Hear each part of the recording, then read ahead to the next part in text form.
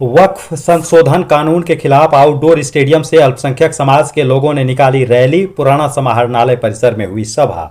आज बुधवार को दोपहर 1 बजे के करीब दुमका शहर के आउटडोर स्टेडियम से अल्पसंख्यक समाज के लोगों ने वक्फ संशोधन कानून के खिलाफ रैली निकाली।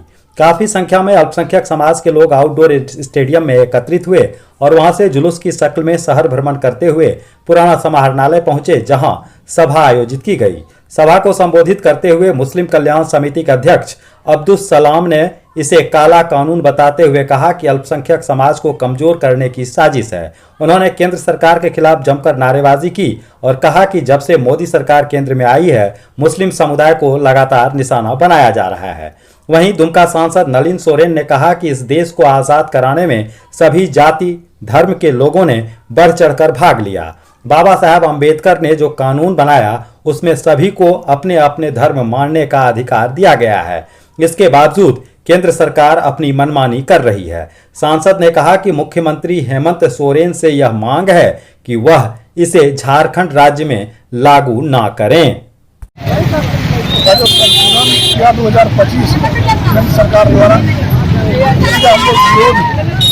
करने के लिए आम आदमी, आम मुसलमान आज यहाँ पर खड़ा हुआ है, आया है कि हमारी जो पूर्वजों की जो संपत्ति थी, जो वक्त की संपत्ति थी, दान किया हुआ संपत्ति, जो सिर्फ मुसलमानों के लिए यूज होने की संपत्ति थी, उसमें हमारे मदरसे, मस्जिद, ईदगाह, करबला, ये सब जो बनने का था, आज वैसे जगहों को केंद्र सरकार द्वारा संशोधित कर बड़े बड़े पूंजीपति को देने की साजिश हो रही है।